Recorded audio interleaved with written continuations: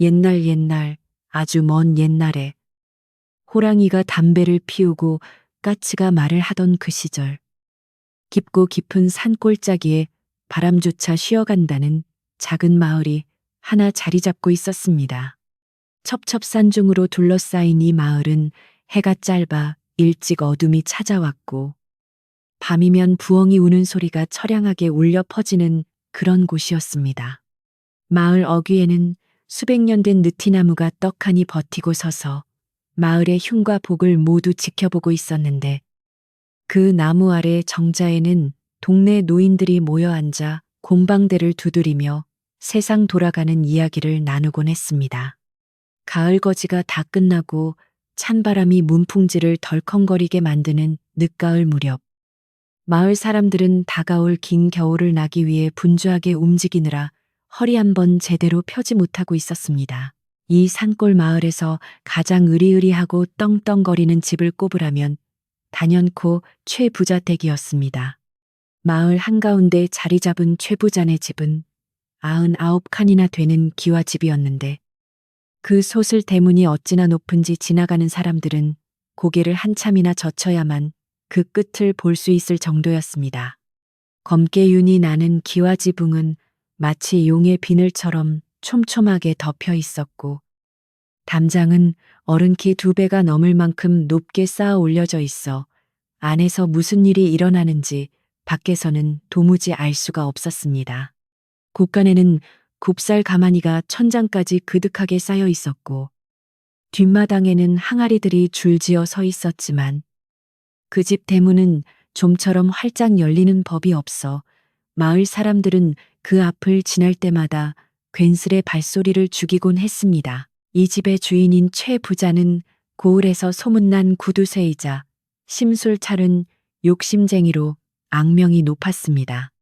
그는 아침에 눈을 뜨자마자 곳간 열쇠 꾸러미부터 챙겨 허리춤에 차고는 하인들이 밥을 축내지는 않는지 감시하는 것으로 하루를 시작했습니다. 쌀 한 톨이라도 흘리는 꼴을 보면 불호령이 떨어졌고, 엽전 한 뼘이라도 손해를 볼까봐 전전긍긍하며 밤잠을 설치는 위인이었습니다. 그의 눈매는 뱀처럼 가늘고 매서웠으며 입술은 얇아서 정이라곤 찾아볼 수 없는 인상이었습니다. 마을에 흉년이 들어 사람들이 굶주림에 허덕일 때도 그는 곳간 문을 걸어 잠그고 높은 이자로 쌀을 빌려주어 제 배만 불리니 사람들은 뒤에서 그를 가리켜 피도 눈물도 없는 독사라고 수군거렸습니다. 최 부자의 아내인 안방마님 또한 남편 못지않게 표독스럽고 인색하기로 유명했습니다. 그녀는 고운 비단 옷을 휘감고 따뜻한 아랫목에 앉아 있으면서도 일하는 여종들에게는 잠시도 쉴 틈을 주지 않고 닥달해댔습니다. 목소리는 어찌나 날카로운지 마치 찢어진 징소리 같아서 안채에서 마님 고함치는 소리가 들리면 마당에 개조차 꼬리를 내리고 구석으로 숨을 정도였습니다. 그녀는 하인들이 먹는 보리밥 한 덩이조차 아까워하며 국물에 건더기가 조금이라도 많으면 국자가 닳도록 휘저어 확인하곤 했습니다.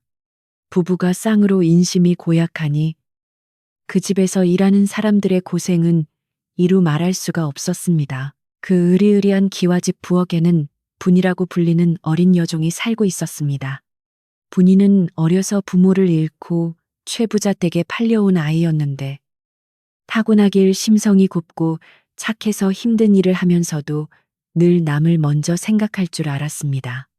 새벽부터 밤늦게까지 물 깼고 불 떼고 빨래하고 마당 쓰는 온갖 뽀문이를 도맡아 했지만 그녀의 눈빛만은 맑은 호수처럼 깊고 선했습니다. 거친 일로 손마디는 굵어지고 손등은 거북이 등처럼 터져 피가 배어 나오기 일쑤였지만, 분이는 아픈 내색 한 번 하지 않고 묵묵히 제 할 일을 해냈습니다. 그녀는 언젠가 좋은 날이 올 것이라는 막연한 희망을 품고 부엌 한 구석 쪽방에서 새우잠을 자며 하루하루를 견뎌내고 있었습니다. 어느덧 해가 뉘엿뉘엿 넘어가고 땅거미가 내려앉기 시작한 늦가을의 저녁 무렵이었습니다. 산바람이 매섭게 불어와 앙상한 나뭇가지들을 흔들어대니 그 소리가 마치 귀신이 우는 소리처럼 스산하게 들려왔습니다. 최 부잔의 마당에는 낙엽이 회오리 바람을 타고 뱅글뱅글 돌고 있었고 하인들은 서둘러 하루 일과를 마치고 행랑채로 들어가려 하고 있었습니다. 분이는 부엌 아궁이 앞에 쭈그리고 앉아 저녁밥 짓는 불을 지피고 있었는데 타닥타닥 타오르는 장작불 소리에 맞춰 콧노래를 흥얼거리며 잠시나마 고단함을 잊으려 애쓰고 있었습니다. 솥뚜껑 사이로 구수한 밥냄새가 새어나오자 그녀의 배에서도 꼬르륵 소리가 요란하게 났지만 그저 숭늉 한 그릇으로 줄인 배를 채울 생각이었습니다. 그때였습니다. 굳게 닫혀있던 대문 밖에서 인기척이 느껴지더니 누군가가 대문을 쿵쿵 두드리는 소리가 났습니다. 그 소리는 힘이 없고 끊어질 듯 위태로웠지만 고요한 저녁 공기를 가르기에는 충분했습니다. 마당을 쓸던 머슴 덕칠이가 투덜거리며 대문으로 다가가 빗장을 풀고 문을 빼꼼히 열었습니다. 문틈 사이로 찬바람과 함께 웬 낯선 사내 하나가 비틀거하며 서 있는 모습이 보였습니다. 그는 갓은 다 찌그러지고 도포 자락은 여기저기 찢겨 너덜거리는 영락없는 거짓골을 한 선비였습니다. 며칠을 굶었는지 얼굴은 해골처럼 앙상했고 입술은 파랗게 질려 부들부들 떨고 있었습니다. 선비는 덕칠이를 보자마자 힘겨운 목소리로 입을 열었습니다. 지나가던 과객이 오만. 날은 저물고 날씨는 이토록 차가우니 하룻밤만 묵어갈 수 있겠소. 염치 없는 줄 아오나 목이라도 좀 축일 수 있게 물 한 모금만 주신다면 그 은혜 잊지 않겠소. 그의 목소리는 모기 소리처럼 작았지만 그 눈빛만은 묘하게도 형형한 기운이 남아있어 함부로 대하기 어려운 기품이 서려 있었습니다. 덕칠이는 잠시 머뭇거리며 곤란한 표정을 지었습니다. 주인 영감의 성격을 뻔히 아는 터라 이런 객식구를 들였다가는 밥숟가락이 날아올 것이 뻔했기 때문입니다. 하지만 선비의 몰골이 워낙 처참하여 차마 매정하게 문을 닫을 수도 없는 노릇이었습니다. 바로 그때 사랑방 문이 벌컥 열리더니 최 부자가 뒷짐을 지고 어슬렁어슬렁 걸어 나왔습니다. 그는 저녁밥 상이 들어올 시간을 기다리며 심심해하던 차에 대문 쪽에서 웅성거리는 소리가 들리자 심사가 뒤틀려 나온 것이었습니다. 최 부자는 대문 앞에 서 있는 거지. 선비를 보자마자 인상을 팍 찌푸리며 소리를 버럭 질렀습니다. 아니, 이게 무슨 냄새야? 웬 거지? 때가 남의 집 대문 앞을 막고 서 있는 게냐? 재수 없게 시리 해지는 저녁부터 거지가 꼬이다니. 오늘 일진이 사납겠구나. 에이쎄쎄. 그는 바닥에 침을 뱉으며 마치 더러운 오물이라도 본 듯 손사래를 쳤습니다. 선비는 최 부자의 모욕적인 언사에도 화를 내기는커녕 더욱 간절한 눈빛으로 호소했습니다. 주인장, 내 행색이 비록 초라하나 글을 읽는 선비요. 먼 길을 오다 보니 노자가 떨어지고 길을 잃어 이 지경이 되었소. 헛간이라도 좋으니 하룻밤만 비바람을 피하게 해주시오. 내 훗날 이 은혜는 꼭 갚으리다. 선비는 자존심을 굽히고 고개를 숙였지만 최 부자의 귀에는 그저 귀찮은 파리 소리로밖에 들리지 않았습니다. 최 부자는 눈을 부라리며 고래고래 고함을 쳤습니다. 은혜는 무슨 놈의 얼어 죽을 은혜 내 집 헛간에는 쥐새끼 한 마리 재워줄 자리도 없다. 썩 꺼지지 못해 덕칠이 이놈은 멍청하게 서서 뭐 하는 게야. 당장 소금을 뿌려 내쫓지 않고 덕칠이는 주인 영감의 불호령에 화들짝 놀라 부엌으로 뛰어가 소금 단지를 들고 나왔습니다. 마음 약한 덕칠이는 차마 선비의 면전에 대고 뿌리지는 못하고 대문 기둥 주변에 소금을 흩뿌리며 작은 목소리로 속삭였습니다. 선비님, 어서 가시오. 우리 주인 영감 성미 알지 않소. 더 봉변당하기 전에 빨리 다른 집을 찾아보시오. 선비는 기가 막힌 듯 허탈한 표정으로 최 부자를 한 번 쳐다보더니 긴 한숨을 내쉬고는 힘없이 발걸음을 돌렸습니다. 찬바람이 그의 얇은 옷자락을 사정없이 파고들었고 그의 뒷모습은 금방이라도 쓰러질 듯 위태로워 보였습니다. 이 모든 광경을 부엌 문틈으로 지켜보고 있던 사람이 있었으니 바로 분이었습니다. 분이는 아궁이 불을 조절하며 밥을 짓다가 밖이 소란스러워 내다보았는데 거지 선비가 문전박대 당하는 모습을 보고 가슴이 덜컥 내려앉았습니다.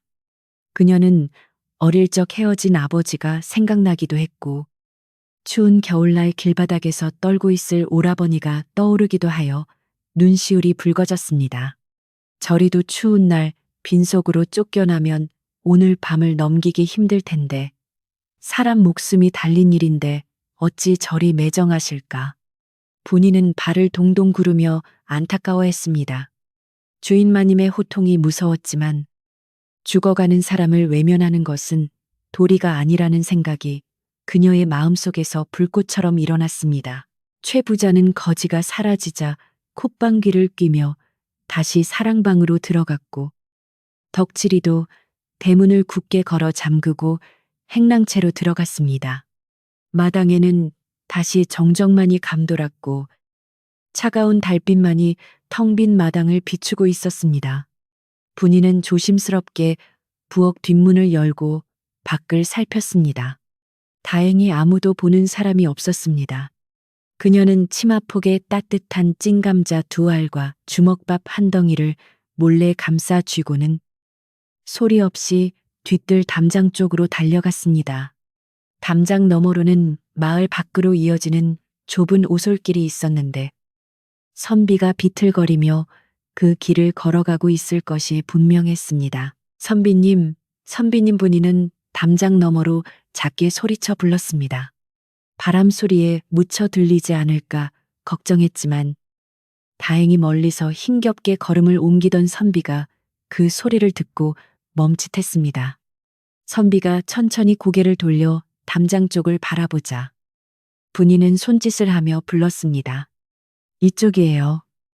이쪽 개구멍으로 오세요. 어서요.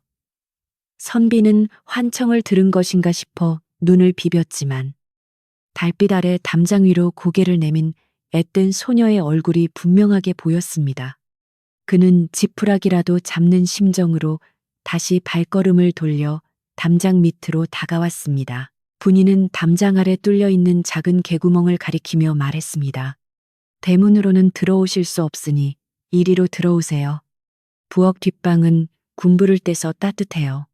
거기서 잠시 몸이라도 녹이고 가세요.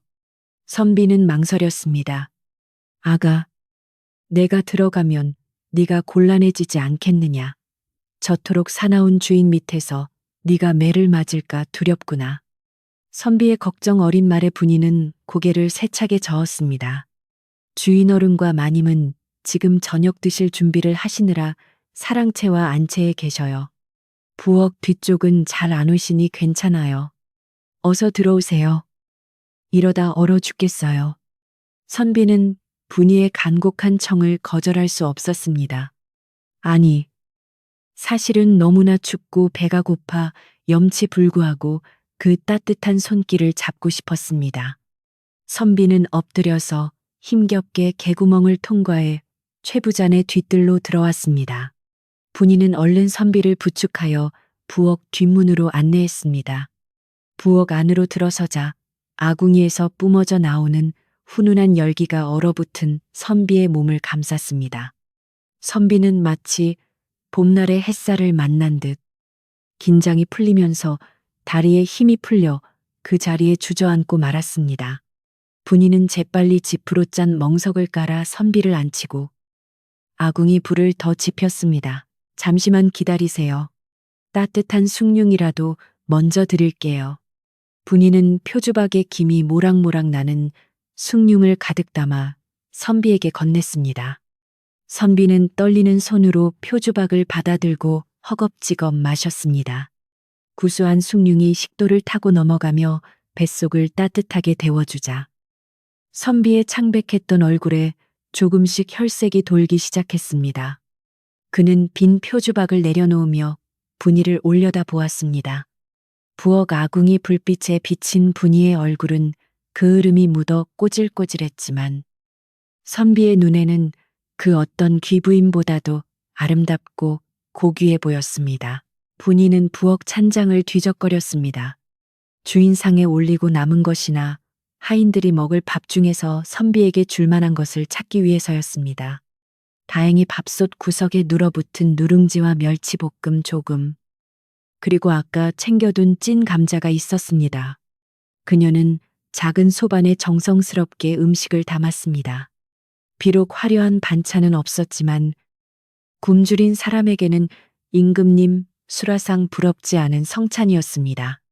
분이는 혹시라도 누가 올까봐 귀를 쫑긋 세우며 소반을 선비 앞에 내려놓았습니다. 차린 건 없지만 어서 드세요.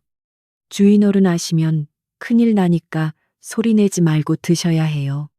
선비는 밥상을 받아들고 감격에 겨워 잠시 말을 잇지 못했습니다. 고맙다. 정말 고맙다. 내 이 은혜는 죽어서도 잊지 않으마. 이름이 무엇이냐? 선비가 묻자 분이는 수줍게 웃으며 대답했습니다. 분이라고 해요.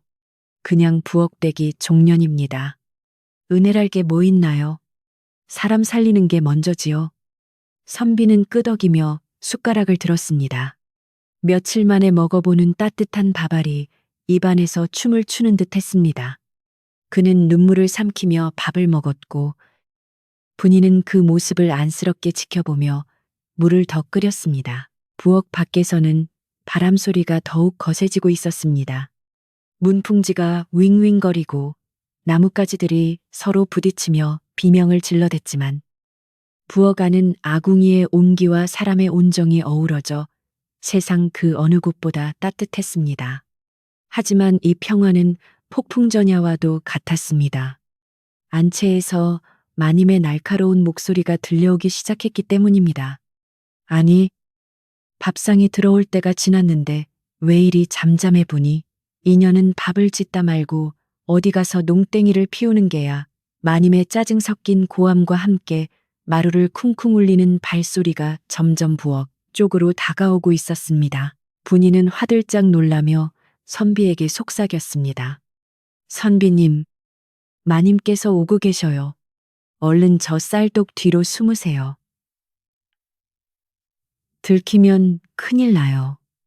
선비는 먹던 숟가락을 내려놓고 급히 몸을 일으켜 커다란 쌀독 뒤 어둠 속으로 몸을 숨겼습니다. 분이는 쿵쾅거리는 심장을 부여잡고 아무 일도 없었던 것처럼 솥뚜껑을 열고 국을 푸는 신을 했습니다. 드르륵 부엌 문이 거칠게 열리며 찬바람과 함께 마님의 도끼 어린 눈빛이 부엌 안을 훑었습니다. 이 게으른 년이 불도 다 꺼져가는데 여태 밥상도 안 차리고 뭐 하는 짓이야. 마님은 들어오자마자 분이의 등짝을 매섭게 내려쳤습니다. 분이는 아악하고 비명을 지르며 웅크렸지만 시선은 쌀독 쪽을 향해 불안하게 떨리고 있었습니다. 마님의 눈은 매처럼 날카롭게 부엌 구석구석을 살피더니 바닥에 놓인 다 먹지 못한 소반을 발견하고 말았습니다. 이게 뭐냐? 웬 밥상이야. 내년이 감히 주인 허락도 없이 밥을 퍼서 처먹고 있었던 게냐. 마님의 목소리가 찢어질 듯 높아졌고 쌀독 뒤에 숨어있던 선비는 숨조차 크게 쉴 수 없었습니다. 마님은 소반 위에 놓인 숟가락이 2개인 것을 보고는 눈이 뒤집힐 듯 소리를 질렀습니다. 인연이 미치지 않고서야 감히 내 부엌에 외간 남자를 끌어들여 쌀독 뒤에 숨은 놈 당장 나오지 못해. 마님의 고함 소리는 정적에 쌓여있던 집안을 단번에 깨뜨렸고 마치 마른 하늘에 날벼락이 치는 듯 쩌렁쩌렁하게 울렸습니다. 쌀독 뒤에 몸을 웅크리고 있던 선비는 더 이상 숨어 있을 수가 없다고 판단했습니다. 자신이 계속 숨어 있다가는 죄 없는 어린 여종이 더 큰 곤욕을 치를 것이 뻔했기 때문입니다. 선비는 무거운 몸을 이끌고 천천히 쌀독 뒤에서 걸어 나왔습니다. 그의 남루한 옷차림과 눈빛을 본 마님은 잠시 주춤하는 듯 했으나 이내 더러운 벌레를 본 것처럼 얼굴을 일그러뜨리며 비명을 질러댔습니다. 도둑이야. 집에 도둑이 들었다. 여봐라. 걔 아무도 없느냐. 덕치라 칠보가 당장 이놈들을 멍석에 말아라. 마님의 악을 쓰는 소리에 사랑방에서 꾸벅꾸벅 졸고 있던 최 부자가 깜짝 놀라 방문을 박차고 튀어나왔습니다. 무슨 일이냐? 어떤 놈이 감히 내 집에 들어왔단 말이냐? 최 부자는 몽둥이를 들고 허둥지둥 부엌으로 달려왔고 행랑채에서 쉬고 있던 머슴들도 혼비백산하여 우르르 몰려왔습니다. 부엌 안은 순식간에 아수라장이 되었습니다. 횃불을 든 하인들이 부엌을 에워쌌고 그 불빛 아래 선비와 분이는 마치 큰 죄를 지은 죄인처럼 고개를 떨구고 서 있어야 했습니다. 최 부자는 선비를 보자마자 아까 대문 앞에서 쫓아냈던 그 거지임을 알아차리고는 기가 막히다는 듯 헛웃음을 터뜨렸습니다. 허허, 기가 막혀서 말이 안 나오는구나. 아까 내가 분명 소금을 뿌려 쫓아냈거늘. 기어이 개구멍으로 기어 들어와 내 밥을 훔쳐먹어 내 놈이 목숨이 2개라도 되는 모양이구나. 최 부자는 씩씩거리며 선비의 멱살을 잡고 거칠게 흔들어댔습니다. 힘없는 선비는 종이 인형처럼 힘없이 흔들렸지만 그 와중에도 최 부자의 눈을 똑바로 쳐다보며 침착하게 말했습니다. 주인장, 노여움을 푸시오. 너무나 배가 고파 염치불구하고 들어왔소. 이 아이는 죽어가는 사람을 살리려 했을 뿐이니 모든 죄는 내게 있소. 부디 이 아이는 놔주시오. 선비의 간곡한 부탁에도 최 부자의 귀에는 그저 도둑놈의 변명으로만 들릴 뿐이었습니다. 최 부자는 선비를 바닥에 내동댕이 치고는 분이에게로 시선을 돌렸습니다. 그의 눈에는 살기가 등등했습니다. 네, 인연. 분이 내가 너를 거두어 먹이고 입혀주었거늘. 주인의 은혜를 원수로 갚아 내 쌀을 퍼다가 거지놈을 먹여 그것도 모자라 외간 남자를 안 채 부엌까지 끌어들여 내년이 오늘 제삿날을 받아놓았구나. 최 부자는 옆에 있던 덕칠이에게 눈짓을 보냈습니다. 뭐하고 서 있느냐. 당장 저 2놈을 마당으로 끌어내라. 멍석을 깔고 회초리를 가져와라. 내 오늘 이놈들의 버르장머리를 단단히 고쳐놓을 것이다. 덕칠이와 다른 머슴들은 주인의 불호령에 어쩔 수 없이 분이와 선비를 거칠게 끌어내어 차가운 마당 한가운데로 내동댕이 쳤습니다. 늦가을의 밤 공기는 살을 내는 듯 차가웠습니다. 흙바닥에 나뒹군 분이는 공포에 질려 바들바들 떨고 있었고 얇은 캥겹 옷을 입은 선비 역시 추위와 두려움에 몸을 가누지 못했습니다. 마당에는 금세 멍석이 깔렸고 최 부자는 굵직한 쌀이나무 회초리를 허공에 휘두르며 칸댕 소리를 냈습니다.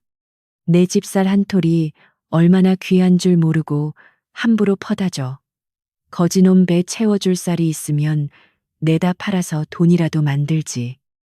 아까운 내 곡식 최 부자의 아내 역시 옆에서 거들었습니다. 여보, 아주 따끔하게 혼을 내주세요. 다시는 이런 일이 없도록 다리 몽둥이를 분질러 놔야 해요. 어린 종년이 벌써부터 싹수가 노랗다니까요. 두 부부의 표독스러운 모습은 마치 지옥에서 온 야차와도 같았습니다. 살려주세요. 주인마님, 다시는 안 그러겠습니다. 제발 용서해 주세요. 분이는 멍석 위에서 무릎을 꿇고 손이 발이 되도록 빌었습니다. 그녀의 눈에서는 닭똥 같은 눈물이 뚝뚝 떨어져 얼어붙은 땅을 적셨습니다. 하지만 최 부자는 들은 채도 하지 않고 회초리를 높이 치켜들었습니다. 시끄럽다. 네 죄를 네가 알렸다. 짝 날카로운 파열음과 함께 회초리가 분이의 종아리를 사정없이 후려쳤습니다. 아악 분이는 외마디 비명을 지르며 바닥에 쓰러졌습니다. 살점이 떨어져 나가는 듯한 고통이 전해져 왔지만 최 부자의 매질은 멈추지 않았습니다. 짝짝 칠흑 같은 밤하늘에 매맞는 소리와 소녀의 울음소리만이 처량하게 울려 퍼졌습니다. 옆에서 그 광경을 지켜보던 선비는 피가 거꾸로 솟는 듯 했습니다. 자신의 굶주림 때문에 죄 없는 아이가 모진 매를 맞고 있는 것을 도저히 두고 볼 수 없었습니다. 선비는 젖먹던 힘을 다해 기어가서 최 부자의 다리를 붙잡고 매달렸습니다. 주인장 차라리 나를 때리시오. 내가 훔쳐먹었소. 내가 시켰소. 저 아이는 아무 죄가 없단 말이오. 제발 그만두시오. 선비의 절규에 최 부자는 하던 짓을 멈추고 혐오스러운 표정으로 발길질을 해 선비를 걷어찼습니다. 이 더러운 거지. 놈이 어디서 감히 내 몸에 손을 대. 내 놈도 매 맛을 보고 싶은 게냐 좋다. 내 놈도 같이 맞아라. 최 부자는 광기에 휩싸여 선비에게로 몽둥이를 돌렸습니다. 그때였습니다. 안채 뒷방에서 기침 소리와 함께 하얀 머리를 푼 노파가 지팡이를 짚고 힘겹게 걸어 나왔습니다. 이 집에서 3대를 모셔온 유모 할멈이었습니다. 평소에는 거동이 불편해 방 밖을 잘 나오지 않던 그녀였지만 밖에서 들려오는 비명 소리와 살벌한 기운을 감지하고 나온 것이었습니다. 할멈은 마당의 참혹한 광경을 보고는 가슴을 치며 통곡했습니다. 아이고, 주인 영감마님, 이게 무슨 짓입니까? 천벌을 받으려고 이러십니까? 짐승도 밥을 먹을 때는 건드리지 않는 법인데. 하물며 사람에게 밥 한 끼 대접했다고 이리 모질게 굴다니요. 할멈은 비틀거리며 다가와 분이와 선비 앞을 가로막고 섰습니다. 할멈은 떨리는 목소리로 간곡하게 호소했습니다. 옛말에 이르기를 집에 찾아온 손님을 박대하면 집안에 복이 나간다고 했습니다. 더군다나 배고픈 이에게 밥을 주는 것은 덕을 쌓는 일 중에서도 으뜸 가는 일입니다. 비록 이 아이가 주인 허락 없이 곡식을 축냈다 하나 그 마음씨는 갸륵하지 않습니까? 제발 늙은이 체면을 봐서라도 노여움을 거두십시오. 이러다 사람 잡겠습니다. 할멈의 눈에는 진심 어린 걱정과 안타까움이 가득했습니다. 그녀는 최 부자가 어릴 때부터 업어 키운 사람이었기에 그녀의 말이라면 최 부자도 어느 정도 듣는 신율이라도 해야 마땅했습니다. 마을 사람들도 이 집안에서 유일하게 할멈만을 존경하고 어려워했습니다. 하지만 탐욕에 눈이 먼 최 부자에게는 늙은 유모의 충언조차 귀찮은 잔소리로밖에 들리지 않았습니다. 에이, 재수없게 늙은이가 나서기는 할멈은 방에 들어가 잠이나 자지. 왜 나와서 참견이야. 내 집 곡식 축내는 도둑놈들 편을 드는 거야. 지금 최 부자는 할멈을 거칠게 밀쳐냈습니다. 힘없는 할멈은 엉덩방아를 텄으며 바닥에 넘어졌고 지팡이는 저 멀리 굴러갔습니다. 아이고, 허리야, 영감. 이러면 안 됩니다. 하늘이 보고 땅이 보고 있어요. 훗날 이 일을 어찌 감당하려고. 할멈은 바닥에 주저앉은 채 애통해했지만 최 부자의 분노는 멈출 줄을 몰랐습니다. 최 부자는 다시 회초리를 들어 분이와 선비를 번갈아가며 내리쳤습니다. 선비는 자신의 등으로 분이를 감싸 안으며 쏟아지는 매를 온몸으로 받아냈습니다. 그의 낡은 돋보자락은 찢어지고 등에서는 붉은 선혈이 배어나왔습니다. 그러나 그는 신음소리 한 번 내지 않고 이를 악물고 버텼습니다. 그의 눈에서는 분노를 넘어선 서글픔과 연민이 흘러내렸습니다. 인간이 어찌 이토록 잔인할 수 있는가? 곡식 몇 줌이 사람 목숨보다 중하단 말인가? 선비는 이 참혹한 현실을 뼈저리게 느끼며 마음속 깊이 새겼습니다. 한참 동안 매질이 계속되자 덕칠이가 보다 못해 용기를 내어 나섰습니다. 영감님, 이러다 정말 숨 넘어 가겠습니다. 이제 그만하시지요. 날도 추운데 얼어 죽겠습니다. 다른 하인들도 웅성거리며 불안해하자 최 부자도 슬슬 팔이 아파오고 숨이 찼는지 매질을 멈추었습니다. 그는 가쁜 숨을 몰아쉬며 바닥에 침을 개뱉었습니다. 에잉, 오늘은 이만하면 됐다. 더 때렸다가는 내 팔만 아프지. 대신 이놈을 당장 대문 밖으로 내다 버려라. 그리고 분이 너는 오늘부터 밥 굶고 헛간에 갇혀 지낼 줄 알아라. 내 눈에 띄면 그땐 정말 뼈도 못 추릴 줄 알아. 최 부자는 씩씩거리며 몽둥이를 던져버리고 뒤도 돌아보지 않고 사랑채로 들어가 버렸습니다. 마님 역시 싸늘한 눈빛으로 분이를 흘겨보고는 칭. 복 없는 년이라는 말을 남기고 안채로 사라졌습니다. 덕칠이와 하인들은 쓰러져 있는 선비를 부축해 일으켰습니다. 선비는 온몸이 욱신거리고 다리가 풀려 제대로 설 수조차 없었지만 억지로 정신을 차렸습니다. 그는 퉁퉁 부어오른 눈으로 바닥에 쓰러져 흐느끼고 있는 분이를 바라보았습니다. 미안하다. 아가, 나 때문에 네가 이 험한 꼴을 당했구나. 내가 힘이 없어 너를 지켜주지 못했어. 정말 미안하다. 선비의 목소리는 물기에 젖어 떨리고 있었습니다. 분이는 고개를 들어 선비를 바라보며 억지로 미소를 지어 보였습니다. 아니에요.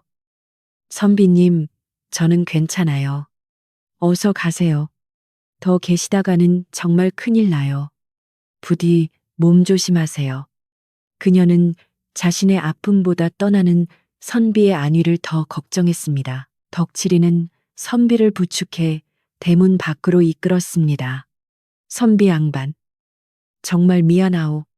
우리가 힘이 없어 주인을 말리지 못했소. 이거라도 받으시오. 덕칠이는 품속에서 몰래 챙겨온 찐 고구마 하나를 선비의 손에 쥐어 주었습니다. 선비는 뜨거운 눈물을 흘리며 덕칠이의 손을 꼭 잡았습니다. 고맙소. 이 은혜, 그리고 오늘 겪은 이 수모, 내 결코 잊지 않으리다. 선비는 대문 밖 어둠 속으로 비틀거리며 걸어나갔습니다. 찬바람이 그의 상처난 몸을 스치고 지나갔지만 그의 가슴 속에서 타오르는 불길은 그 어떤 추위로도 끌 수 없었습니다. 그는 마을 어귀를 벗어날 때까지 몇 번이고 뒤를 돌아보며 최부잔의 높은 담장을 응시했습니다. 그 눈빛은 복수심보다는 맹세에 가까웠습니다. 선비가 떠난 후 마당에는 정막만이 남았습니다. 할멈은 아픈 허리를 부여잡고 기어와 분이를 끌어안았습니다. 불쌍한 것, 가여운 것, 이 모진 세상을 어찌 살아가려고. 할멈은 품속에서 낡은 호랑이 연고를 꺼내 분이의 상처에 발라주며 눈물을 흘렸습니다. 분이는 할멈의 품에 안겨 서러움을 토해내듯 엉엉 울었습니다. 그 울음소리는 밤바람을 타고 담장을 넘어 마을 전체로 퍼져나갔습니다. 이웃집 개들이 덩달아 지저대고 밤새도록 부엉이가 울어대니 마을 사람들은 무슨 사단이 났음을 짐작하고 잠을 설쳤습니다. 다음 날 아침, 날이 밝자마자 마을 우물가에는 아낙네들이 모여들어 간밤의 일에 대해 수군거리기 시작했습니다. 어젯밤 최부잔에서 난리가 났다면서 비명소리가 심리 밖까지 들리던데 물을 색던 칠성내가 먼저 입을 열자 옆에 있던 개똥 어멈이 혀를 차며 맞장구 쳤습니다. 말도 마. 거지 선비한테 밥 한 끼 줬다고 어린 분이를 멍석말이 했대. 세상에 피도 눈물도 없는 인간들이지. 그 추운 날 옷 벗겨놓고 때렸다니. 사람이 할 짓인가. 아낙네들은 저마다 한마디씩 보태며 최부자의 잔혹함에 치를 떨었습니다. 소문은 발없는 말이 되어 천리를 갔고 삽시간에 옆마을까지 최부자의 악행이 알려졌습니다. 그 집 곳간이 가득 차면 뭐하나. 인심이 텅 비었는데 마을 노인들은 곰방대를 탁탁 털며 탄식했습니다. 적서는 못할 망정, 쪽박은 깨지 말라 했거늘. 오는 손님을 그리 박대하면 집안에 우환이 끓는 법이야. 두고 보게. 언젠가는 그 죗값을 톡톡히 치를 날이 올 걸세. 사람들은 최 부자네 집 앞을 지날 때마다 침을 뱉거나 고개를 돌리며 피해 다녔습니다. 하지만 최 부자는 아랑곳하지 않았습니다. 오히려 4살 아껴서 부자 됐는데 남들이 무슨 상관이야 라며 더욱 콧대를 높였습니다. 그는 마을 사람들의 비난을 질투라 여기며 자신의 담장을 더욱 높이 쌓고 대문을 굳게 걸어 잠갔습니다. 시간은 흘러 혹독했던 겨울이 지나고 따스한 봄바람이 불어올 무렵이 되었습니다. 겨우내 움츠렸던 개구리들이 깨어나고 산과 들에는 진달래가 붉게 피어올랐지만 최 부자네 집안 분위기는 어딘가 모르게 뒤숭숭했습니다. 밤마다 알 수 없는 짐승 울음소리가 들리는가 하면 멀쩡하던 장독이 저절로 깨지는 일도 생겼습니다.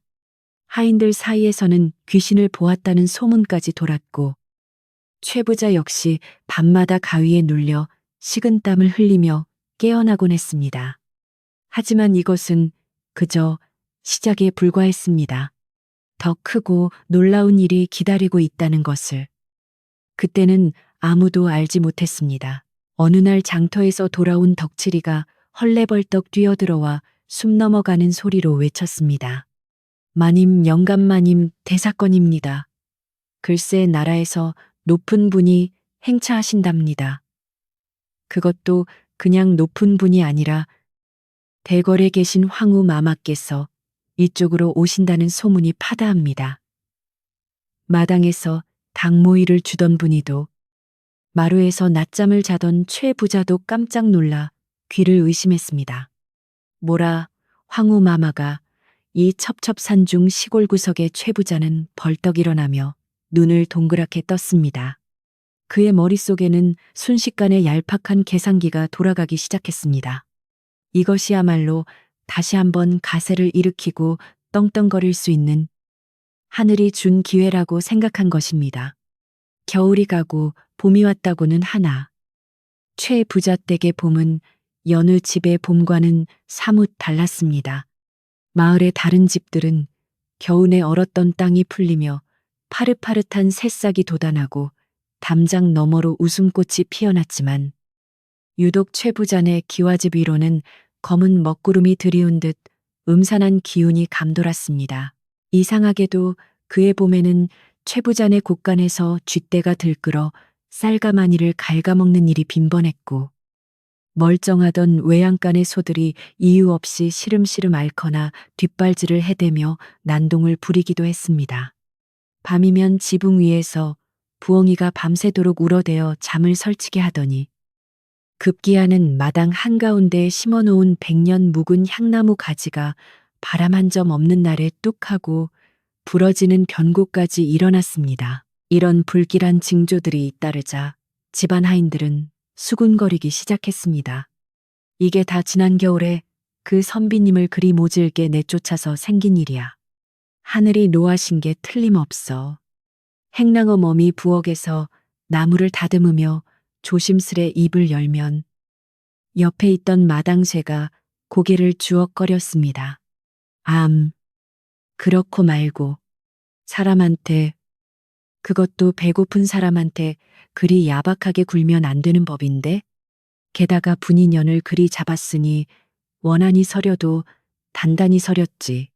하인들은 주인의 눈을 피해 삼삼오오 모여 걱정을 늘어놓았지만 정작 최 부자는 이 모든 것을 그저 재수가 없거나 하인들이 게을러서 생긴 일이라며 애꿎은 아랫사람들만 더 닥달할 뿐이었습니다. 그러던 어느 날 마을 어귀 장터에서부터 심상치 않은 소문이 바람을 타고 불어오기 시작했습니다. 처음에는 헛소문인가 싶었지만 시간이 지날수록 소문은 구체적이고 또렷해져 갔습니다. 바로 나라의 국모이신 황후 마마께서 이 고을 근처에 있는 유명한 사찰로 불공을 드리러 오신다는 것이었습니다. 황후 마마의 행차는 단순한 나들이가 아니라 나라의 안녕을 비는 중차대한 행사였기에 수많은 관리와 호위 무사들이 따르는 거대한 규모가 될 것이라는 말이 돌았습니다. 이 소식은 순식간에 산골 마을 전체를 뒤흔들었고 평생 한양 구경 한 번 못 해본 시골 사람들에게는 그야말로 천지개벽과도 같은 놀라운 뉴스였습니다. 최 부자는 이 소식을 듣자마자 무릎을 탁 치며 쾌재를 불렀습니다. 옳거니 이것이야말로 하늘이나 최 아무개에게 다시 없는 기회를 내려주신 게야. 황후 마마께서 우리 고을을 지나신다면 응당이 근방에서 가장 크고 번듯한 내 집에서 묵어가시거나 적어도 다과라도 들고 가시지 않겠느냐. 그는 지난 겨울에 흉흉했던 일들은 까맣게 잊은 채 오로지 이번 기회에 고관대작들의 눈에 들어 벼슬자리 하나라도 얻어보려는 헛된 욕망에 사로잡혔습니다. 최 부자는 즉시 하인들을 집합시켜 대대적인 집안 단장을 지시했습니다. 여봐라, 당장 곳간을 열어 묵은 먼지를 털어내고 기둥과 마루를 닦고 또 닦아 파리가 낙상할 정도로 윤을 내거라. 담장은 새로 흙을 발라 말끔하게 하고 마당의 잡초는 뿌리까지 뽑아버려라. 만약 황후 마마의 행차 때 티끌 하나라도 눈에 띄면 너희들은 그날로 경을 칠 줄 알아라. 최 부자의 불호령이 떨어지자 집안은 그야말로 전쟁터를 방불케 하는 소란이 일어났습니다.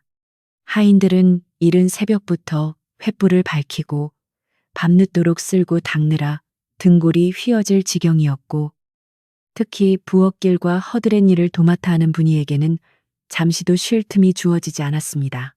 분이는 지난 겨울의 매질로 인해 몸이 성치 않았음에도 불구하고 아픈 다리를 절뚝거리며 무거운 물동이를 날라야 했습니다. 그녀의 작은 손은 찬물에 퉁퉁 불어 터졌고 얼굴은 반쪽이 되어 뻗쑥했지만 누구 하나 그녀를 가엾게 여겨 이를 덜어주는 사람은 없었습니다. 안방마님은 오히려 귀하신 분들이 오시는데 내년에 꾀죄죄한 꼴이 보이면 집안 망신이다라며 분위를 더욱 구석진 곳으로 몰아세우고 묻힌 일만 시켰습니다. 분이는 우물가에 앉아 산더미 같은 빨래를 방망이질하며 문득 지난 겨울 자신을 감싸주던 그 선비님의 따뜻했던 눈빛을 떠올렸습니다. 선비님은 무사히 가셨을까? 어디서 굶지는 않으실까? 그녀는 자신의 고통보다 이름 모를 그분의 안위가 더 걱정되었습니다. 최 부자는 집안 단장뿐만 아니라 음식 장만에도 열을 올렸습니다. 그는 평소에는 쳐다보지도 않던 비싼 식재료들을 사들이기 위해 장터의 상인들을 불러들였습니다. 전복은 제일 크고 싱싱한 것으로, 소고기는 가장 부드러운 안심으로 가져오너라. 꿀은 토종꿀로 하고, 과일은 흠집 하나 없는 것으로 골라와야 한다. 그는 돈을 물새듯 쓰면서도 정작 짐을 나르는 일꾼들의 품깁은 깎으려드는 이중적인 모습을 보였습니다. 마당에는 산해진미가 가득 쌓였지만 그것은 오로지 높으신 분들을 위한 것이었을 뿐 굶주린 하인들에게 돌아갈 몫은 단 하나도 없었습니다. 한편 마을 사랑방에서는 황후 마마의 행렬을 이끄는 책임자가 누구인지에 대한 이야기가 화제거리로 떠올랐습니다. 듣자 하니 이번 행차를 총괄하는 호위대장이 아주 젊고 대쪽 같은 성품을 가진 분이라더군. 암행어사 출신이라 백성들의 사정을 훤히 꿰뚫어 본다는 소문도 있어 김 노인이 곰방대를 두드리며 말하자 옆에 있던 박서방이 맞장구 쳤습니다. 그뿐인가 그분이 황후마마의 먼 친척벌 되는 오랍이라는데 과거에 장원 급제하고도 한동안 세상을 떠돌며 견문을 넓혔다는 이야기도 있네. 보통 분이 아닌 모양이야. 사람들은 그 대단한 관리가 과연 누구일지 궁금해하며 기대감에 부풀었습니다. 하지만 최 부자는 그런 소문 따위에는 관심이 없었습니다. 그저 누가 오든 자신의 으리으리한 집과 정성스런 접대에 감동하여 상을 내릴 것이라고 굳게 믿고 있었기 때문입니다.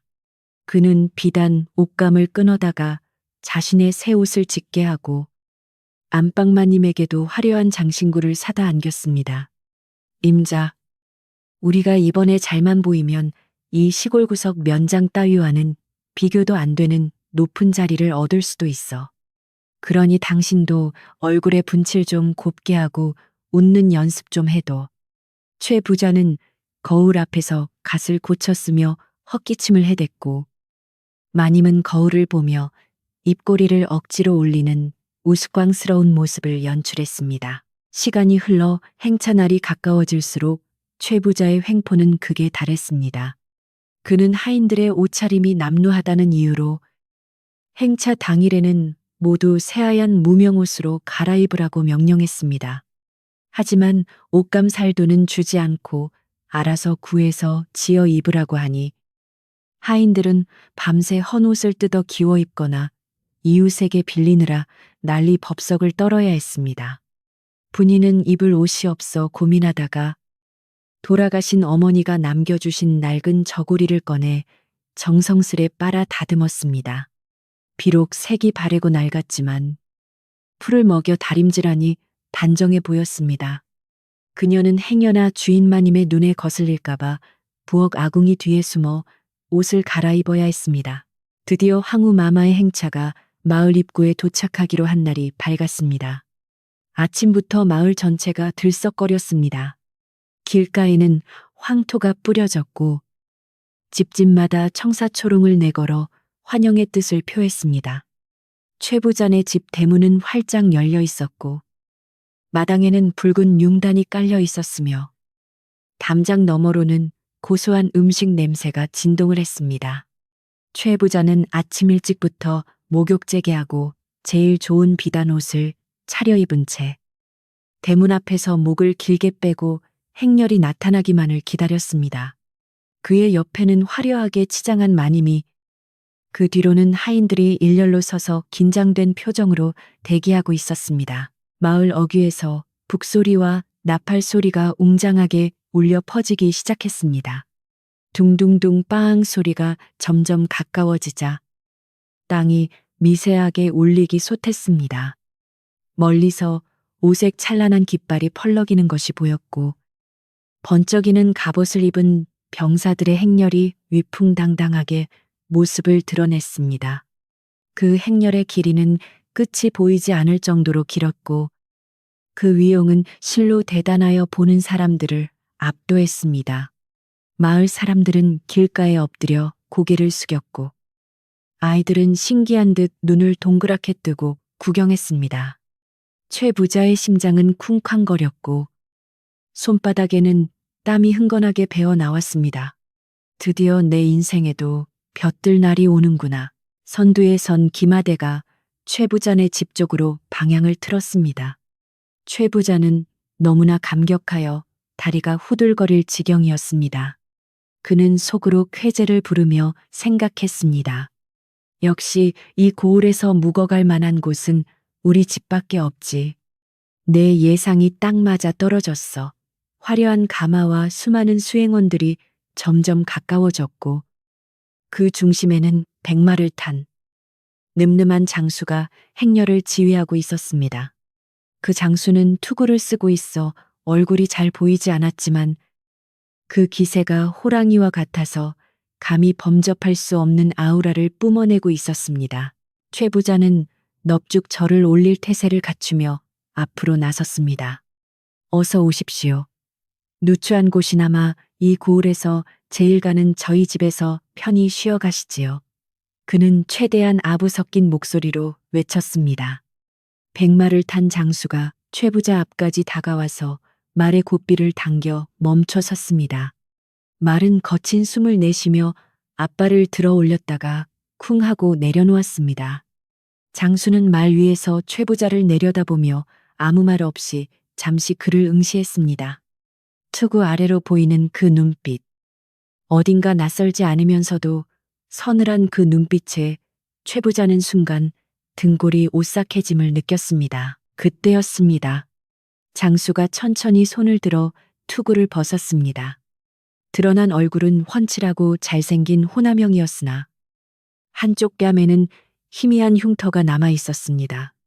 그리고 그 얼굴은 최 부자가 꿈에서도 잊지 못할, 아니 잊고 싶었던 바로 그 얼굴이었습니다. 지난 겨울 자신의 집 대문 앞에서 소금 세례를 받고 멍석마리를 당했던 그 거지 선비. 그가 바로 비단 관복을 입고 황금 투구를 쓴 채 백마 위에 앉아 있는 것이었습니다. 최 부자는 자신의 눈을 의심했습니다. 아, 아니, 저놈은 설마 헛것이 보이는 건가? 그의 눈동자가 심하게 흔들렸습니다. 옆에 있던 안방마님도 장수의 얼굴을 확인하고는 헉하고 숨을 들이키며 입을 틀어막았습니다. 그녀의 다리가 사시나무 떨듯 떨리기 시작했습니다. 여보, 저 사람, 그때 그 거지. 마님은 말을 잇지 못하고 최 부자의 옷자락을 꽉 움켜쥐었습니다. 두 부부는 마치 귀신이라도 본 듯 사색이 되어 서로의 얼굴만 쳐다볼 뿐. 입이 얼어붙어 아무 말도 할 수 없었습니다. 반면 부엌 문틈으로 이 광경을 지켜보고 있던 분이의 눈은 놀라움과 반가움으로 커다랗게 떠졌습니다. 선비님, 정말 선비님이세요. 살아계셨군요. 장수는 말에서 우아하게 내려섰습니다. 그의 움직임 하나하나에는 기품이 넘쳐 흘렀고 주변의 호위무사들은 그에게 깍듯이 예를 갖추었습니다. 장수는 최 부자 내외가 벌벌 떨고 있는 모습을 보며 입가에 묘한 미소를 지었습니다. 그 미소는 차갑지도 그렇다고 따뜻하지도 않은 모든 것을 꿰뚫어 보는 듯한 초월적인 미소였습니다. 주인장, 오랜만이요. 지난 겨울에는 참으로 신세를 많이 졌소. 내 잊지 않고 다시 찾아오겠다 약속하지 않았소. 그의 목소리는 나직했지만 최 부자의 귓가에는 천둥 소리처럼 크게 울렸습니다. 최 부자는 다리에 힘이 풀려 그 자리에 털썩 주저앉고 말았습니다. 아, 대감, 그것이 아니오라. 그는 혀가 꼬여 말조차 제대로 나오지 않았습니다. 머릿속이 하얘지면서 아무런 변명거리도 생각나지 않았습니다. 그저 죽었구나 하는 생각만이 머릿속을 가득 채웠습니다. 마을 사람들과 하인들도 웅성거리기 시작했습니다.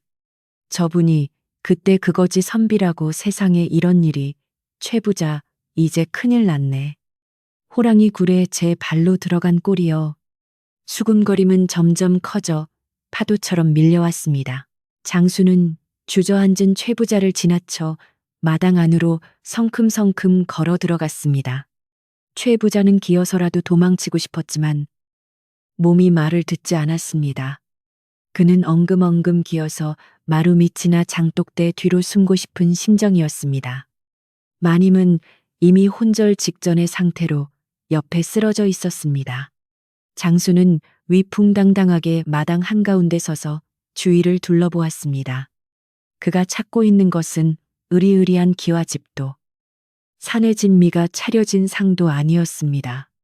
그의 시선은 부엌 쪽 낡은 문틈 사이로 반짝이는 눈동자를 향해 고정되었습니다. 집안의 늙은 유모 할멈이 지팡이를 짚고 나와 장수를 보더니 눈물을 흘리며 엎드렸습니다. 아이고, 도련님, 아니 나으리, 살아 계셨군요. 천만다행입니다. 하늘이 도우셨습니다. 장수는 할멈에게 다가가 정중히 허리를 굽혀 일으켜 세웠습니다. 할멈, 그간 강령하셨소. 지난번 내 편을 들어주시다 험한 꼴을 당하신 것. 내 마음이 몹시 아팠소.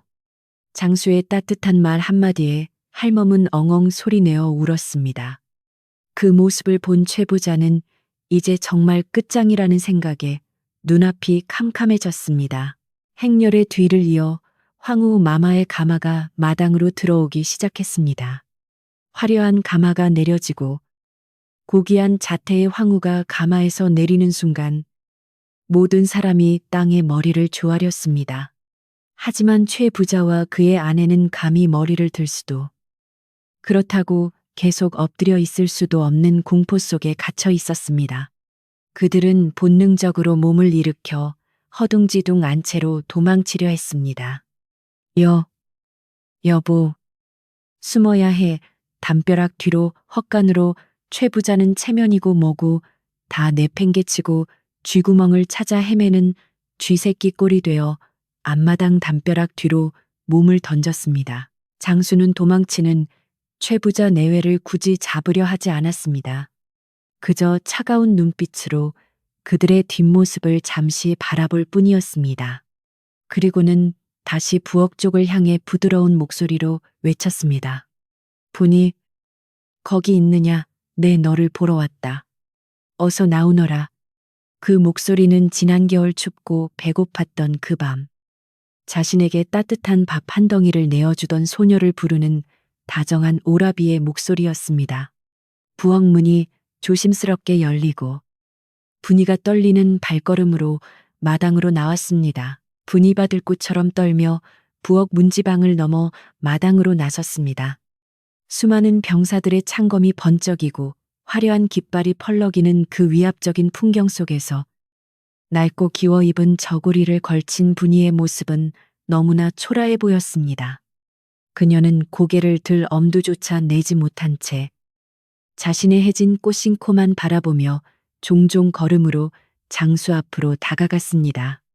마당에 모인 마을 사람들과 하인들은 숨소리조차 죽인 채 이 기이한 만남을 지켜보았습니다. 천하를 호령할 듯한 위엄을 갖춘 고관대작이 천안 부엌대기, 여종을 그토록 애타게 부르다니. 이는 평생 들어본 적도 없는 기이한 일이었습니다. 분이는 장수 앞에 이르자 털썩 무릎을 꿇고 엎드렸습니다. 나으리, 죽을 죄를 지었습니다. 비천한 것이 감히 나으리의 조난을 뵙습니다. 장수는 무릎 꿇은 분이 앞에 한쪽 무릎을 굽히고 앉아 거칠고 굳은 살이 박인 그녀의 손을 조심스럽게 잡아 일으켰습니다. 그의 손길은 갓 구운 떡처럼 따뜻하고 부드러웠습니다. 일어나거라. 분이 네가 죄를 지은 것이 아니라 내가 너에게 큰 빚을 졌다. 고개를 들어 나를 보아라. 장수의 부드러운 목소리에 분이는 조심스럽게 고개를 들었습니다. 눈물이 그렁그렁한 눈으로 장수의 얼굴을 마주한 순간 그녀는 지난 겨울밤 추위에 떨며 숭늉을 마시던 그 선비의 눈빛을 다시금 확인할 수 있었습니다. 비록 입고 있는 옷은 비단 관복으로 바뀌었고 머리에는 황금 투구를 쓰고 있었지만 그 선하고 깊은 눈매만은 변함이 없었습니다. 선비님, 정말 선비님이시군요. 살아 계실 줄 알았습니다. 부디 무탈하시기만을 빌었는데 이리 훌륭한 모습으로 돌아오시다니 꿈만 같습니다. 분이의 입에서 안도의 한숨과 함께 참았던 눈물이 터져 나왔습니다. 장수는 빙그레 웃으며 자신의 품에서 낡은 주머니 하나를 꺼냈습니다. 그것은 지난 겨울 분이가 챙겨주었던 주먹밥을 쌌던 그 천조각이었습니다. 내 이 천조각을 부적처럼 품고 다녔다. 춥고 배고플 때마다 네가 건네주었던 따뜻한 밥 한 덩이와 그보다 더 따뜻했던 마음씨를 생각하며 버텼느니라. 네가 아니었다면 나는 그날 밤 얼어 죽었거나 굶어 죽었을 것이다. 너는 내 생명의 은인이다. 장수의 이 말은 마당에 모인 모든 사람들의 가슴을 울렸습니다.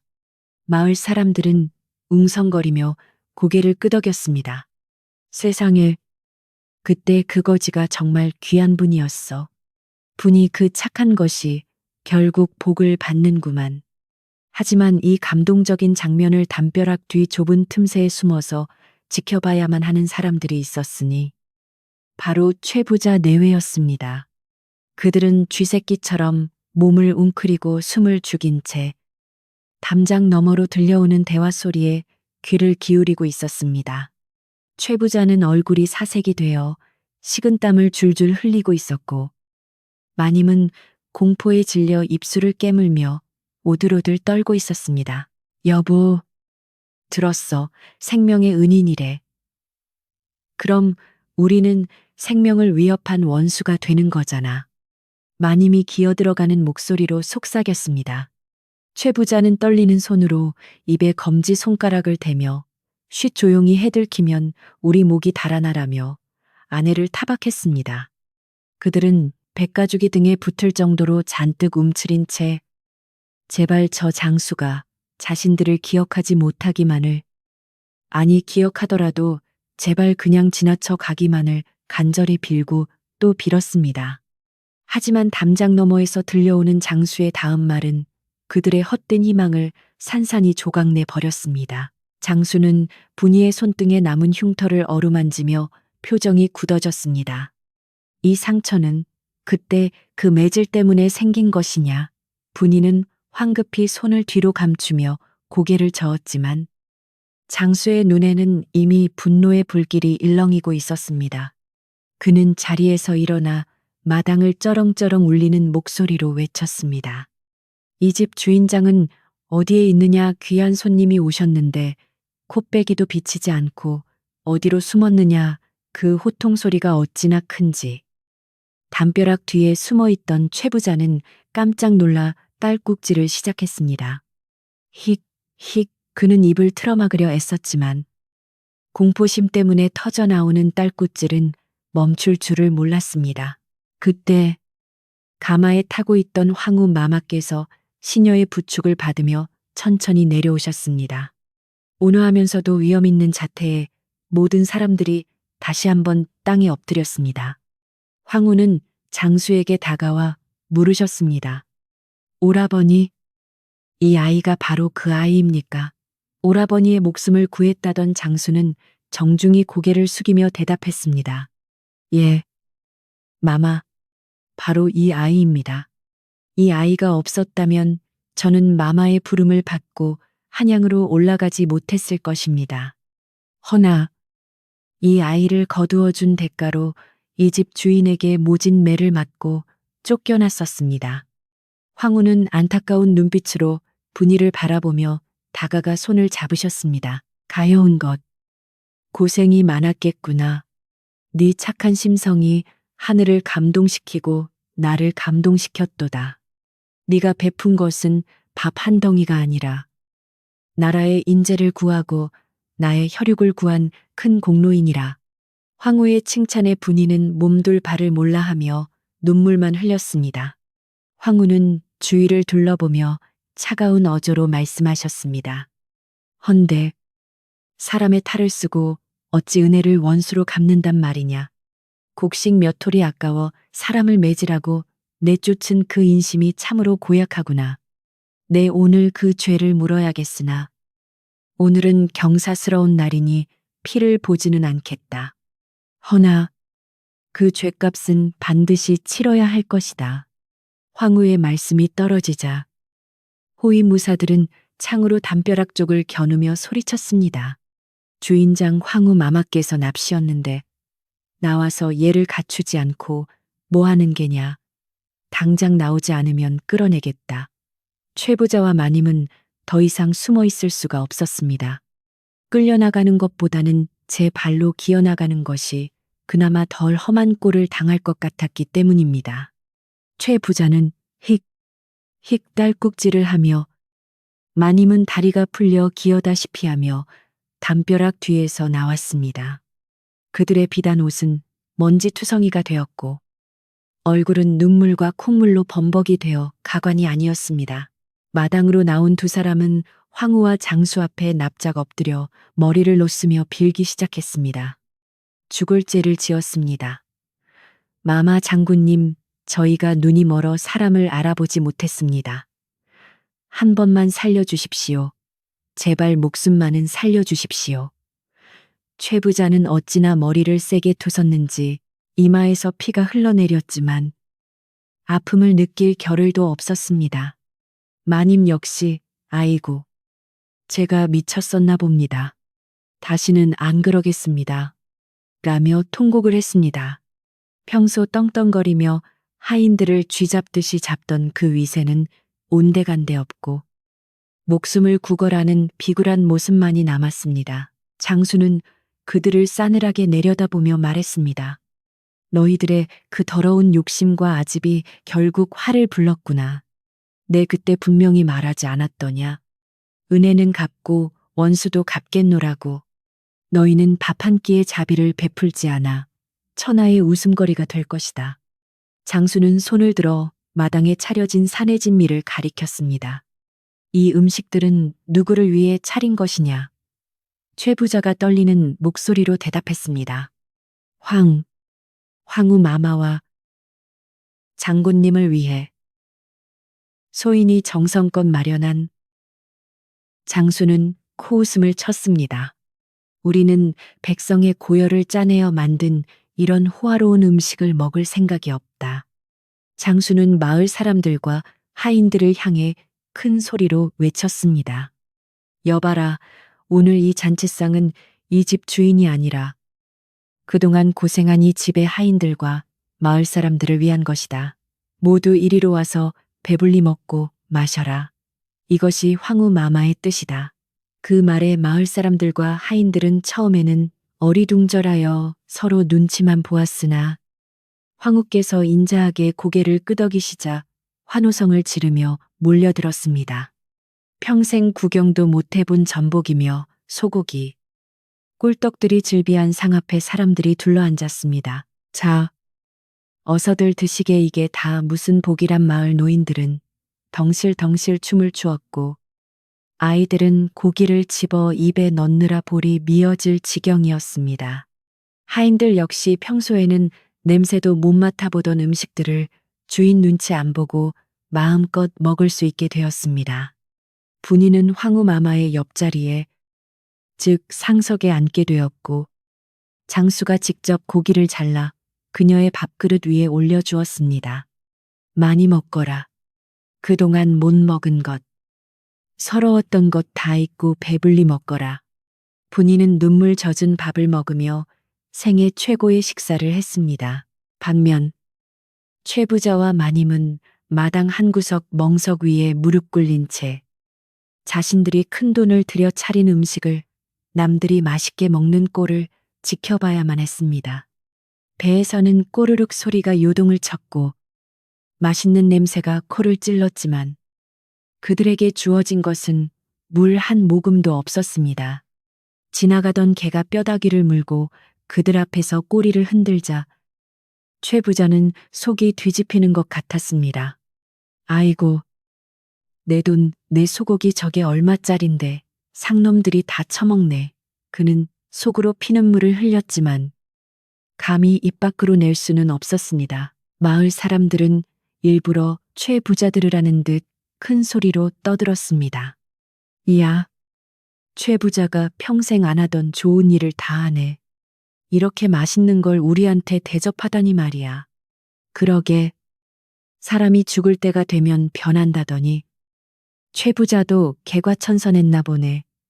사람들의 조롱 섞인 칭찬은 비수처럼 날아와 최 부자의 가슴에 꽂혔습니다. 마님은 옆에서 당신이 쓸데없이 요란을 떨어서 이게 무슨 망신이에요. 라며 남편을 원망했고 최 부자는 당신이 화장만 좀 빨리 했어도 도망칠 수 있었잖아 라며 아내 탓을 했습니다. 부부는 서로를 흘겨보며 으르렁거렸지만 소리 없는 아우성일 뿐이었습니다.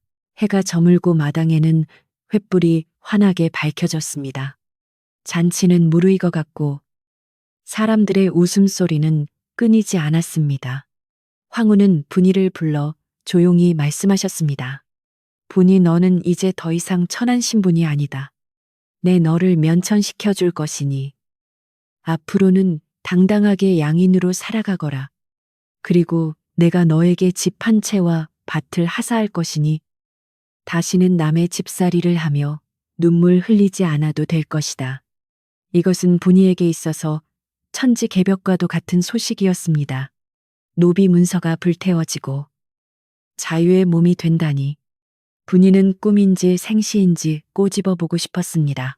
마마, 망극하옵니다. 이 은혜를 어찌 다 갚아야 할지. 분이는 황후의 치맛자락을 잡고 오열했습니다. 장수는 흐뭇한 표정으로 그 모습을 지켜보며 말했습니다.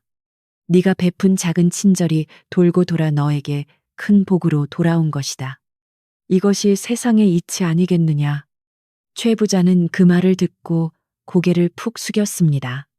자신이 평생을 바쳐 모은 재물로도 사지 못한 존경과 명예를 저 어린 여종은 밥 한 덩이로 얻어낸 것입니다. 그는 비로소 자신이 얼마나 어리석고 가난한 마음을 가진 사람이었는지를 뼈저리게 깨달았습니다. 밤이 깊어지자 황후 일행은 관하로 잠자리를 옮기기로 했습니다. 최 부자의 집은 으리으리하지만 인심이 고약하여 잠자리가 편치 않을 것이라는 이유였습니다. 떠나기 전 장수는 최 부자 앞으로 다가와 마지막 경고를 남겼습니다. 우리는 가지만 관아의 눈은 항상 이곳을 지켜볼 것이다. 만약 또다시 하인들을 학대하거나 마을 사람들에게 횡포를 부린다면 그때는 정말 국법으로 다스릴 것이니 명심해라. 장수의 서늘한 경고에 최 부자는 바닥에 머리를 박으며 명심하겠습니다. 뼈에 새기겠습니다라고 외쳤습니다. 황후의 가마와 병사들이 횃불을 밝히며 마을을 빠져나가자 마을은 다시 고요를 되찾았습니다. 하지만 최 부자의 집의 공기는 이전과는 확연히 달라져 있었습니다. 텅 빈 마당에는 잔치의 흔적만이 남았고 최 부자 내외는 다리가 저려 일어날 수도 없었습니다.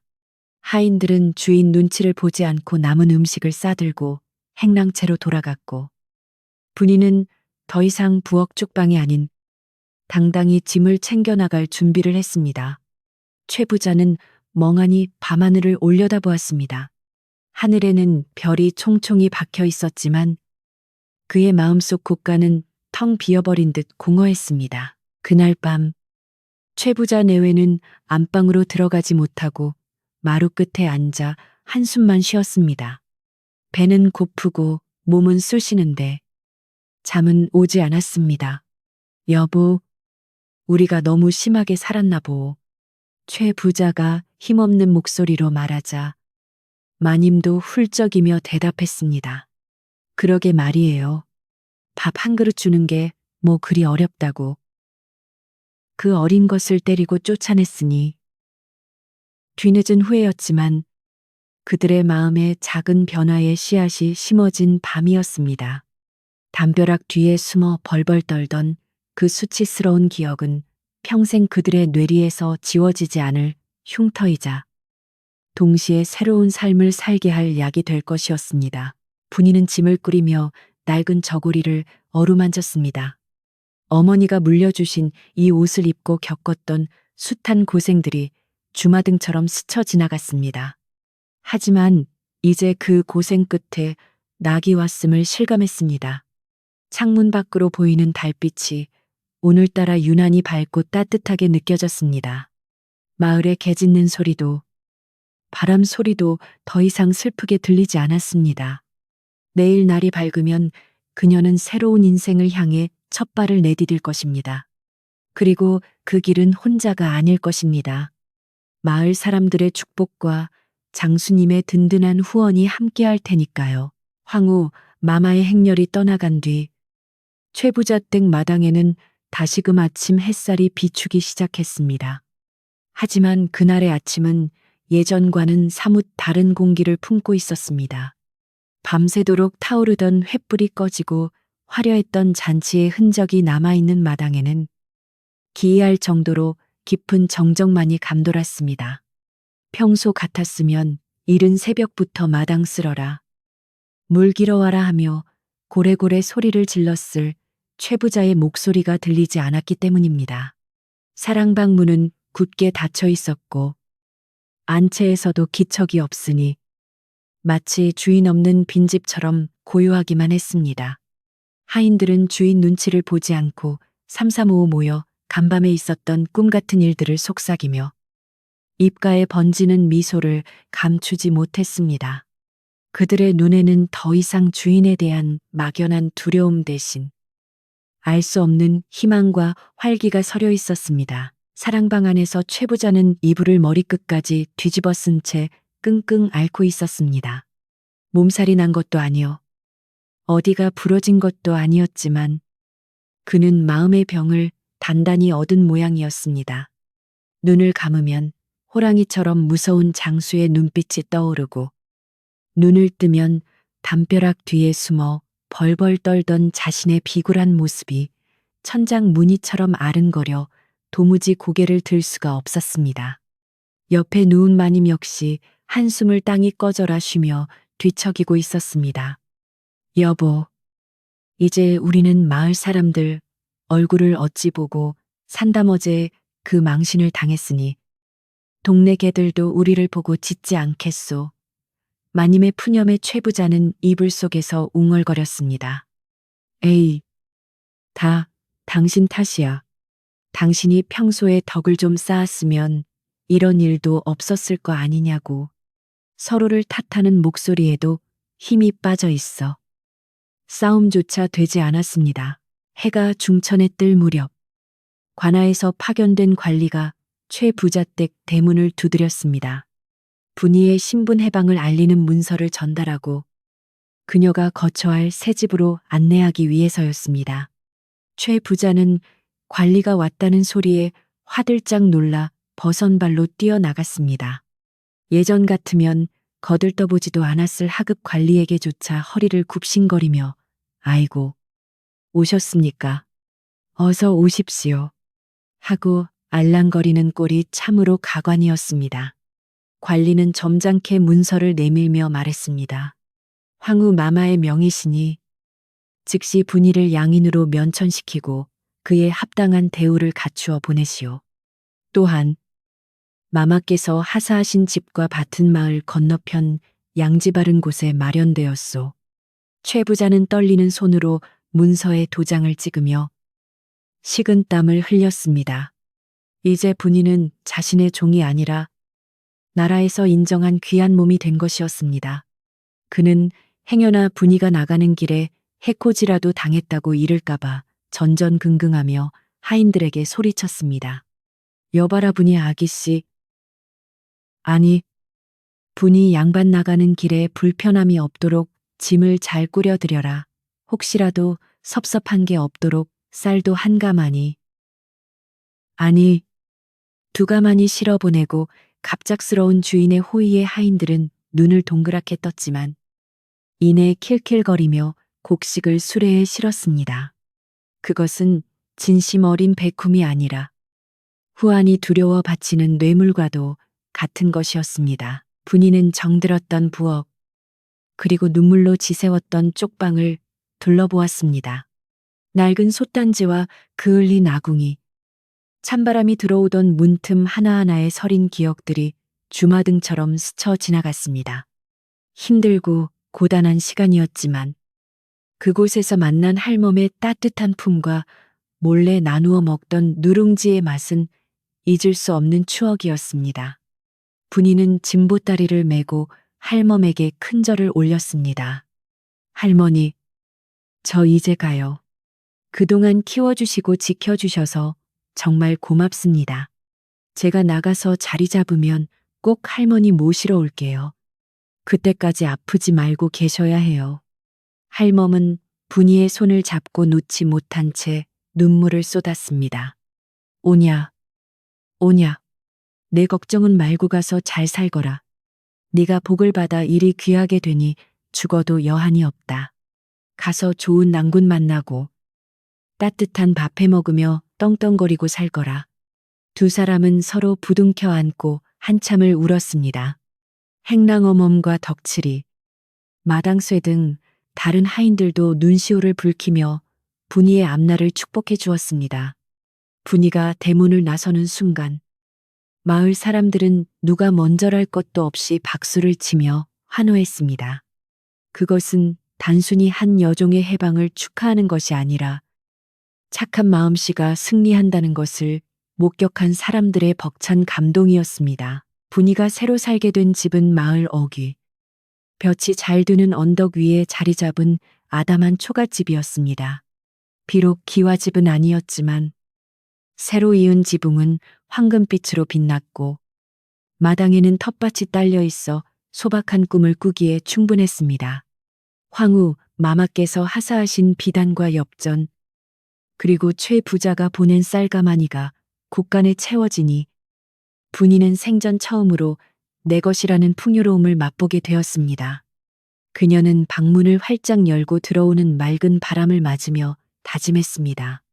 이제 다시는 남의 눈치를 보지 않고 내 힘으로 당당하게 살아가리라. 그리고 나처럼 배고프고 힘든 이가 있으면 외면하지 않고 돕고 살리라. 분이가 떠나고 난 뒤 최 부자네 집에는 묘한 변화의 바람이 불기 시작했습니다. 처음에는 장수의 경고가 무서워 억지로 하인들에게 밥을 많이 퍼주던 최 부자였지만 시간이 지날수록 그것이 마음의 짐을 더는 길임을 조금씩 깨닫게 된 것입니다. 하인들이 배가 부르니 일하는 솜씨가 늘고 주인 눈치를 보며 숨기 바빴던 예전과 달리 활기차게 움직이니 집안 분위기 자체가 밝아졌습니다. 마님 역시 예전처럼 악을 쓰며 잔소리를 하기보다는 헛기침을 하며 모른 척 넘어가 주는 일이 많아졌습니다. 담벼락 뒤에 숨었던 그 부끄러운 기억은 그들의 오만함을 깎아내리는 숫돌이 되어 날카롭던 성정을 조금씩 무디게 만들고 있었습니다. 어느 날 마을에 또다시 흉년이 들어 사람들이 굶주림에 허덕일 때였습니다. 예전 같으면 곳간문을 걸어 잠그고 높은 이자로 쌀을 빌려주었을 최 부자였지만 이번에는 달랐습니다. 그는 밤새 사랑방에서 고민하며 담배를 태우더니 아침 일찍 덕칠이를 불렀습니다. 여봐라. 곳간 문을 열어라. 마을 사람들 굶는데 나 혼자 배불리 먹다가 또 무슨 변을 당하려고. 그냥 쌀을 좀 풀어서 죽이라도 쑤어 나누어 주어라. 최 부자의 말에 덕칠이는 자기 귀를 의심했습니다. 영감마님, 정말이십니까? 이자는 어떻게 할까요? 최 부자는 버럭 소리를 질렀습니다. 이놈아, 그냥 주라니까 말이 많아. 나중에 장군님이 알고 쳐들어오면 네가 책임질 거냐. 비록 두려움에서 시작된 선행이었지만 그 결과는 놀라웠습니다. 최 부자네 대문 앞에서 김이 모락모락 나는 죽을 받아든 마을 사람들은 처음에는 의심의 눈초리를 보냈으나 이내 감사의 인사를 전했습니다. 아이고, 최 부자 영감님이 웬일이래. 해가 서쪽에서 뜨겠네. 그래도 사람이 죽으란 법은 없나 봐. 덕분에 우리 아이들 목숨은 건졌어. 사람들의 칭찬이 하나둘씩 귀에 들어오자 최 부자는 난생 처음으로 가슴 한구석이 간질간질해지는 기분을 느꼈습니다. 돈을 벌 때의 짜릿함과는 다른 묵직하고 따뜻한 무언가가 차오르는 느낌이었습니다. 그는 담장 너머로 사람들이 맛있게 죽을 먹는 모습을 훔쳐보며 슬며시 입꼬리를 올렸습니다. 분이 역시 자신의 집에서 밥을 지어 어려운 이웃들과 나누었습니다. 그녀는 황후 마마께 받은 밭에서 정성껏 채소를 기르고 닭을 쳐서 달걀을 얻어 마을의 독거노인들을 보살폈습니다.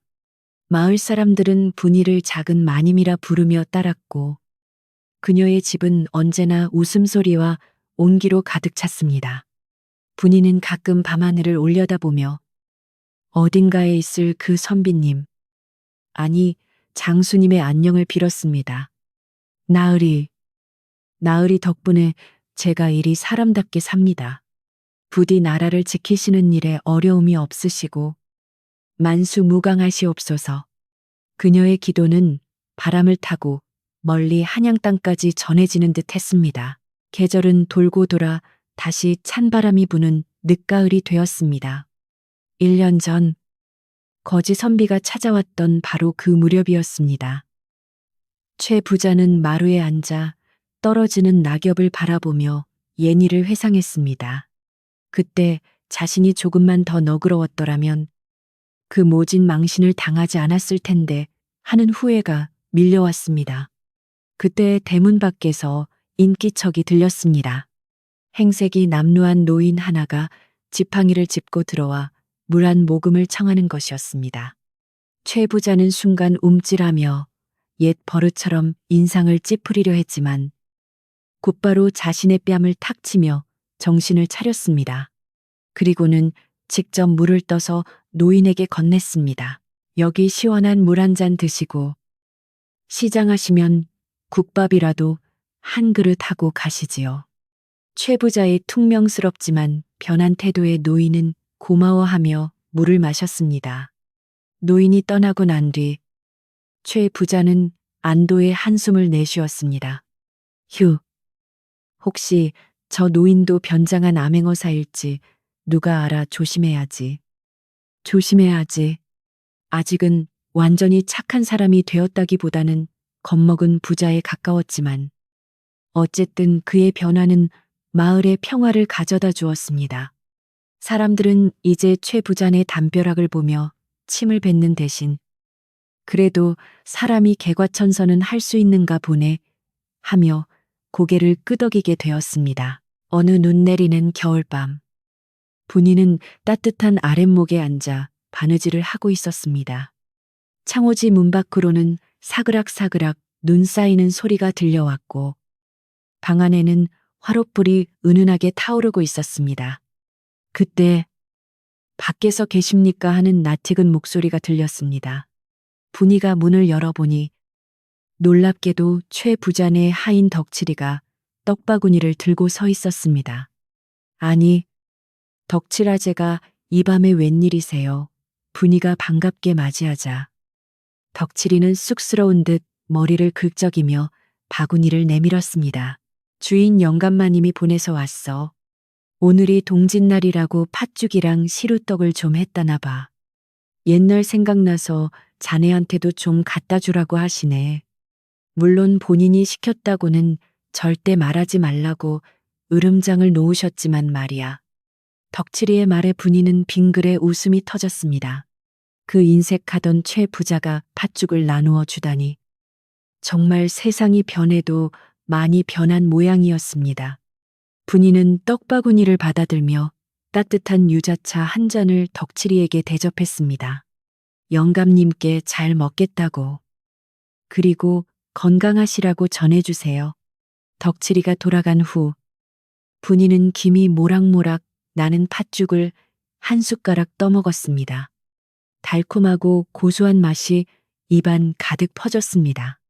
그것은 단순한 팥죽 맛이 아니라 용서와 화해, 그리고 사람 사는 정이 녹아있는 맛이었습니다.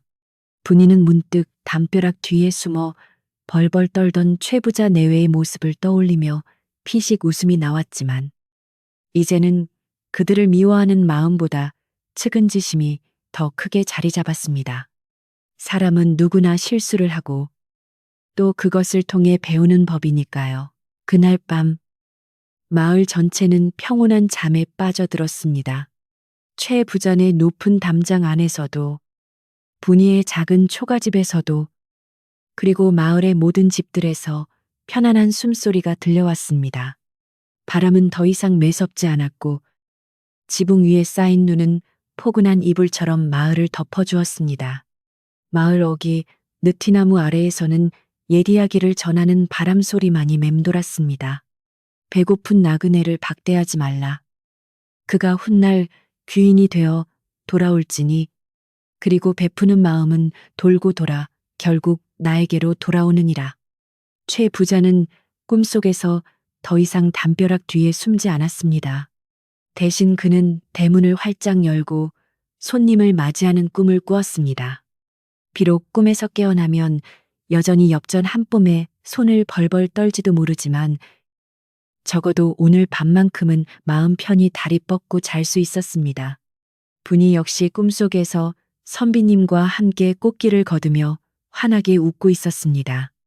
그렇게 마을의 밤은 깊어갔고 사람들의 마음속에는 따뜻한 이야기의 씨앗이 심어져 다음 봄을 기다리고 있었습니다. 자, 여러분, 오늘 밤 최 부자와 분이의 이야기, 그리고 그 마을의 변화된 풍경은 어떠셨는지요?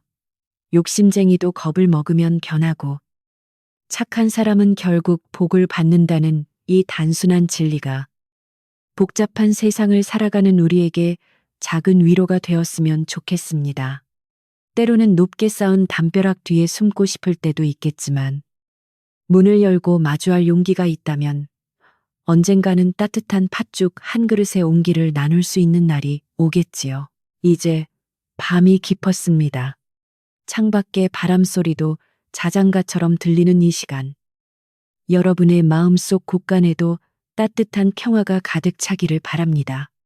무거운 걱정은 저 담장 너머로 던져버리시고 분이가 느꼈던 그 포근한 아랫목의 온기를 느끼며 편안히 눈을 감으시길 바랍니다. 그럼 안녕히 주무십시오.